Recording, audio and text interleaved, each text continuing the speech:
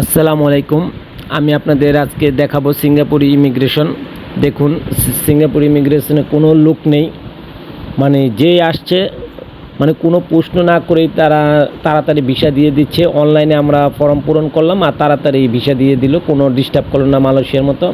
এই দেখুন, অ্যাক্সেলেটার দিয়ে কোনো লোক নামছেও না, কেউ উঠছেও না, মানে অল্প লোক সিঙ্গাপুরে যাচ্ছে, কারণ তারা ভিসাটা দেওয়ার সময় যাচাই করে। এই দেখুন, এয়ারপোর্ট ঘুরিয়ে দেখাচ্ছি যে কোনো লোক নেই। কি সুন্দর দেখুন, কার্পেট বিছানো, দেখছেন, মনে হচ্ছে যে খালি, মনে হয় আমি একাই এসেছি। আসলে এই সিঙ্গাপুর এয়ারপোর্টটা বেশিরভাগ ব্যবহার হয়, সবাই ট্রানজিট করে, মানে সিঙ্গাপুরের ঘোরার জন্য বেশিরভাগ ভিসাটা কমই পায়। মানে যখন আমি ইমিগ্রেশনে যাই তখন ভাবছি যে মানুষের সাথে একসাথে যাব, না, আমরা মাত্র 3-4 জন, এক বিমানে অনেক লোক এসেছি, মাত্র 3-4 জন মাত্র সিঙ্গাপুরে আমার সাথে আসলো, আর বাকি সবাই ট্রানজিট করে রয়েই গেল।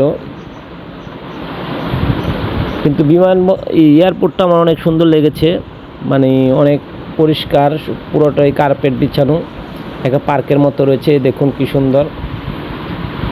আর আপনারা ভয় পাবেন না, সিঙ্গাপুর কেউ আসলে কোনো প্রশ্ন করবে না, শুধু তারা রিটার্ন টিকিটটা দেখবে আর হোটেল বুকিংটা দেখবে, আর কোনো প্রশ্নই করবে না যে কেন এসেছিস বা কী জন্য এসেছিস, কোনো ইংলিশও প্রশ্ন করবে না, কোনো কিছুই বলবে না। মানে জাস্ট আপনাকে, মানে সব ঠিক থাকলে আপনাকে এমনি ভিসা দিয়ে দিবে, মালয়েশিয়ার মতো এত ডিস্টার্ব করবে না। দেখুন কত খালি। এই যে একজন, এই দেখেন আরেকজন বাচ্চা দৌড়াচ্ছে পার্কের মতো।